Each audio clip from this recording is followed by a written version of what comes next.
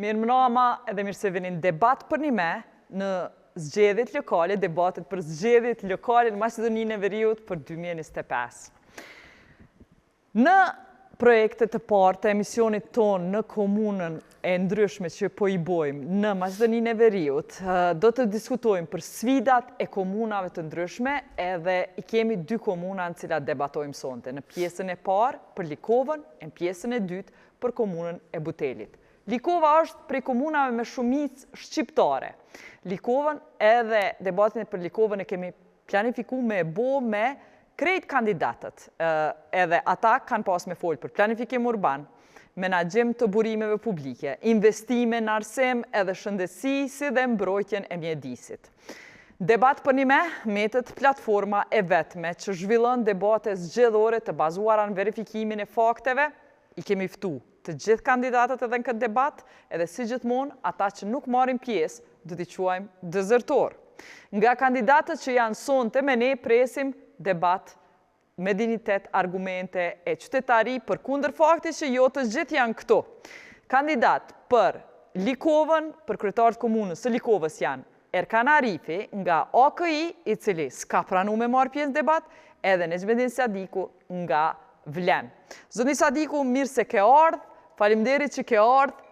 Pse po friksohet Erkan Arifi kundër kandidati jot me marrë pjesë në debat? Mirë se ju gjeta, faleminderit për ftesën. Është kënaqësi të jem prezent në televizionin tuaj. Shfrytëzoj rastin të përshëndes të gjithë shiqëuesit tuaj, në veçanti banorët e fshatrave të komunës së Likovës. Përgjigje ndoshta edhe ju mund ta imagjinoni, përballja në një debat tek ju është edhe konsiderohet te opinioni i gjerë si një ndër debatet më të vështira, të argumentuara, posedoni jashtëzakonisht informacione ku oponenti im faktikisht kandidon për mandatin e tretë dhe me siguri ka shumë të pabëra dhe ju do t'janë zërin në pak. Nexhmedin, na veç faktit i këshyrim kur gjë ma shumë, ndoshta neve na duket shumë lehtë me folë për fakte, po ndoshta dikujt vështirë. Sidoqoftë, e kemi ftu edhe ja kena afru mundësinë me zgjedhë terminin kurdo që ju ka përshtat, ka refuzu me marrë pjesë Erkan Arifit, ta sqarojmë, por po dojmë me shku tutje. Tregom cila është platforma e juaj Nexhmedin për 4 vitet e ardhshme për Likovë. Fillimisht një përshkrim të shkurtër për komunën e Likovës, është komunë rurale e përbër prej 22 fshatrave, prej tyre 11 janë fshatra të fushës, ndërsa 11 janë fshatra malor. Gjendet në mes të 4 komunave të kufizuara me shqiptar, me komunën e Gjilanit, Preshevës, Kumanovës dhe Haraçinës. Ju në hyrje thatë që kryesisht me shqiptar, unë do të thoja gati 100% është komunë shqiptare, por komunë e cila ende vuan nga mos zhvillimi dhe mos përmbushja e objektivave nga pushteti absolut të cilën e kanë pas ndër vite strukturat politike, posaçërisht BDI. Sa i takon platformës tonë politike ose platformës zgjedhore, është përgatitur nga një grup me përbërje prej të fushave të ndryshme, pra ekspertë të fushave të ndryshme, në bashkëpunim me mua edhe unë si kandidat, dhe ne aty jemi përqendruar kryesisht në 7 shtyllat ose 7 pikat kryesore që janë emergjente, siç është uji pishëm për çdo familje, pra njëra ndër arsyet që ndoshta edhe kundër kandidati nuk ka marrë pjesë, e dini që ka qenë premtim i 2 cikleve zgjedhore. Po ashtu mungesa e një infrastrukture moderne, një zhvillim ekonomik i qëndrueshëm, problematika kryesore, këtu duhet ta theksoj më një herë, është mospasja e planit urbanistik general dhe planit urbanistik të detajuar, e cila ka penguar në vazhdimsi zhvillimin ekonomik të investimeve të huaja. Deri më tani nuk kemi asnjë investim në komunën e Likovës. Përmirësimi i kushteve në arsim, pra për një arsim modern, gjithashtu problematika kryesore e cila e ka ndjek komunën në vazhdimsi është mjedisi i pastër dhe një ekologji aktive, po ashtu zhvillimi i një mundësive për një shëndetësi më të afërt për qytetarët, mungesa pra ende në përvendbanime malore të shërbimeve mjekësore, pra ne këtu parashojmë që të organizojmë ekipe mobile që do t'i vizitojmë ndonjëherë, dhe e fundit është sport dhe rini e fuqishme. Necmettin, kisha dashur më nalt të problemi i ujit që na përmene, kjo është pyetja që na u ka ngritë edhe prej hulumtuesve tanë.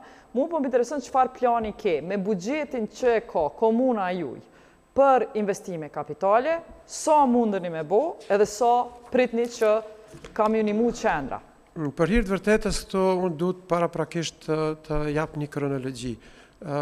Është bërë një investim aty për ujë të pishëm, pra ekzistojnë gypat primar dhe në disa vendbanime ka dhe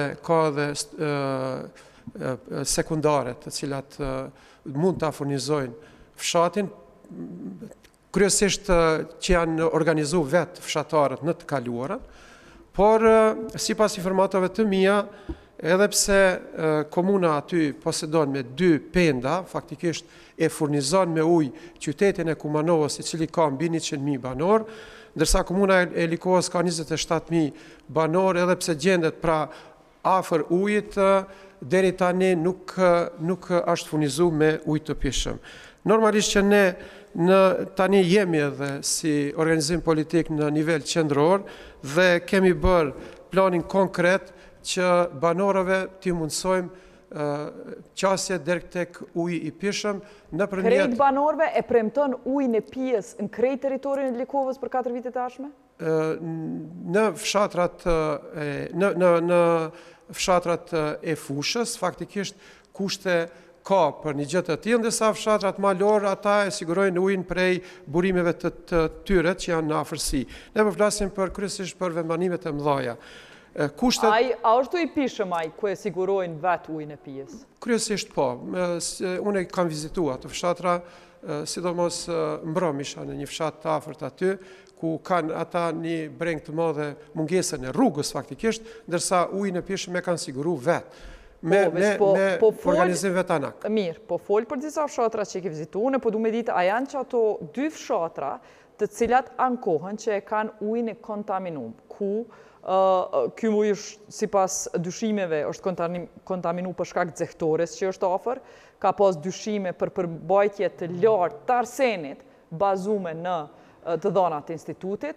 Çka do të bëni në çato 2 fshatra për kualitetin e ujit aty? Po, jo vetëm këta 2 fshatra. Asnjë fshat i komunës së Likovës aktualisht nuk është i furnizuar me ujë të pishëm. Asnjë.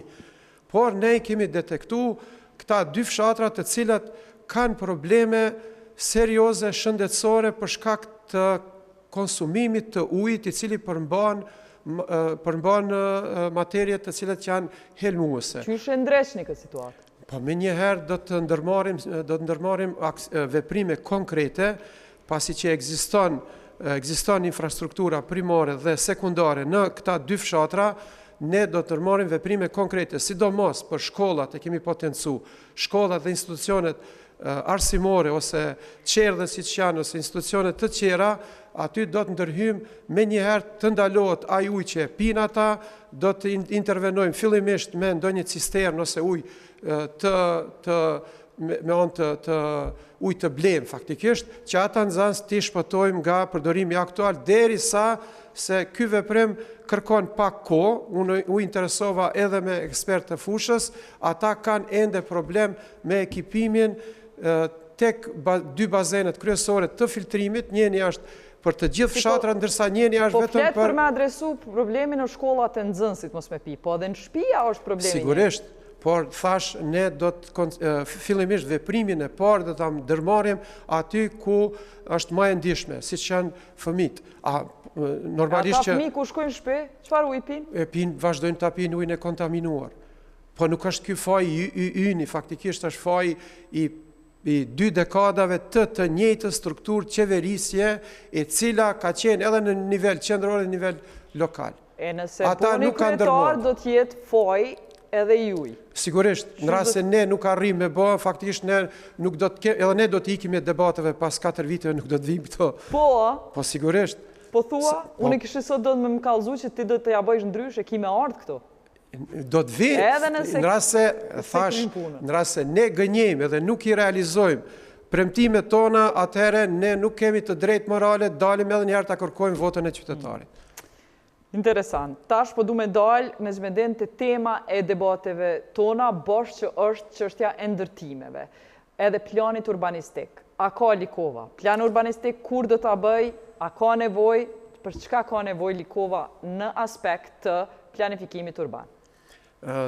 Deri në vitin 1995, komuna e Likovës ka qenë pjesë e komunës së Kumanovës. Me ndarjen, faktikisht, si komunë rurale, plani urbanistik është vetëm i takon vetëm fshatrave, ndërsa nuk ka plan urbanistik general për të gjithë komunën. Edhe është njëra ndër problematikat kryesore ku ne do të fokusohemi për arsye se kjo pastaj e pamundson zhvillimin dhe investimin e bizneseve, po edhe investimeve të jashtme. Ne kemi ndërmarrë, kemi ekipin e ekspertëve dhe kemi vizituar Ministrinë e Transportit, prej ku kemi marrë zotimin që me njëherë pas marrjes së mandatit, Ministria e Transportit do ta përpilon falas për arsye se kushton ajo mjaft, që komuna e Likovës njëherë për gjithmonë të ketë plan urbanistik general dhe plan urbanistik të detajuar. Gjithashtu këtu duhet të ndërlidhem se është njëra... E nëse ju si fitoni zgjedhjet, a ndodh kjo prap kjo projekt ajo? Po, në rast se ne nuk i fitojmë, le ta vazhdojnë, ata nuk e kanë bë deri tani. 20 vitet e kaluara nuk e kanë bë. Para mendoni në bashkëbisedim me arkitekt dhe inxhinier të komunës më thonë që deri tani leje ndërtimi me një akt të përgjithshëm ka marrë vetëm kryetari i komunës deri tani. A ka ndërtime të tilla jo me qindra, me mijëra ka. Faktikisht njerëzit kanë probleme pronësore juridike. Ne duhet ndërmarrim që... Çka është të ndërtu kryetari komunës? Po ndërtojnë shtëpi, ndërtojnë objekte, restorane, ndërtojnë objekte të ndryshme përcjellëse që janë normale për një vendbanim të fshatit, e kam fjalën. Nëse ti e merr pushtetin në zgjedhjem, cili është vizioni i jot? Çka ndërton ti? Çka ndërton ti në Likovë? E para Likovës edhe çka lejon me ndërtu dhe çfarë infrastrukture ti ndërton? E para, atë që po e potencoj, aty janë komuna është e përbërë prej fshatrave. Qendra e komunës, ndërtesa administrative gjendet në fshatin Likovë, ndërsa të tjerat pastaj kanë lidhje infrastrukturore për të shkuar deri atje. Është një rrugë e stërngarkuar dhe ne vetëm kemi bërë plane për ta shkarkuar atë rrugë përmes rrugëve alternative të cilat janë në planin tonë. Njëra prej tyre ne veç kemi vizituar dhe kemi marrë veprime konkrete, e cila pastaj mundëson lidhjen e disa fshatrave përmes asaj rruge dhe e shkarkon komunikacionin e stërngarkuar. Po ashtu në komunë mungojnë, në shumë vendbanime mungojnë edhe qerdhet, faktikisht për ta mundësuar që të rinjt të kenë ku t'i lënë fëmijët e tyre. Sa qerdhe i premton? Vetëm 2 qerdhe aktualisht janë në planin tonë. Vetëm 2 qerdhe janë, po sa i premton ti? Në planin tonë të veprimit ne i premtojmë gjatë këtij mandati 2 qerdhe. Njëra në ndërmjet fshatrave Llojan dhe Vaksinës dhe njëra në fshatin Slupçan. Masi jemi te Llojan, edhe shkolla Rilindja na ka qenë pyetje, më na pyet a ka mu bo salla sportive në shkollën Rilindja e cila nuk është e përfunduar ende? Sa për informacion është në ndërtim e sipër, faktikisht unë ju premtoj që nëse është e pa përfunduar, ne e përfundojmë në mandatin tonë, për arsye se menaxhimi i sallave është në kompetencat të Ministrisë së Sportit. Dhe ne vetëm e bëjmë barqin e tyre deri tek firma e cila e bën ndërtimin. Tash po duhet një pyetje tjetër me ta adresu për qytetarëve që na kanë thënë prej rrugës Roplac Novosel, kur ka me përfunduar që kjo rrugë? Edhe për këtë ne kemi në platformën tonë zgjedhore, për arsye se nga çdo fshat ne kemi marrë projekte të cilat janë reale të realizueshme. Është një rrugë e cila relativisht është e shkurtër, por nuk është shumë e kushtueshme dhe unë mendoj që gjatë mandatit tonë kemi kushte reale në bashkëpunim me qeverisën qendrore dhe në bashkëpunim me projekte të cilat ne do t'i dorëzojmë deri tek Ministria e Transportit, jam i bindur se atë do t'a realizojmë gjatë mandatit tonë. Tash Nexhmedin, komuna juaj, po du pak më folë për shërbime publike, komuna juaj nuk ka fabrikë për përpunimin e mbeturinave, a mendon që ka nevoj edhe qysh do t'a bësh menaxhimin e mbeturinave në Likovë? Problematika e mbeturinave ose ndoqjes së ambientit është njëra ndër problematikat kryesore të komunës. Aty pranë në hyrjet prej anës së Shkupit për hyrjet të fshatrave të komunës së Likovës, konkretisht në fshatin Nikushtak ka ekzistu deri para disa kohësh një deponi jashtëzakonisht e madhe e cila e ka ndodh ambientin për rreth edhe të gjithë komunën, po ka pas implikacione edhe në komunën e Haraçinës. Fatmirësisht me ndërhyrjen e Ministrisë së Ekologjisë, ajo deponi është mbyllur. Mirë po në kuadër të komunës sonë ekzistojnë edhe disa pika ku hudhen mbeturinat vende pa vend, dhe nuk janë menaxhuar.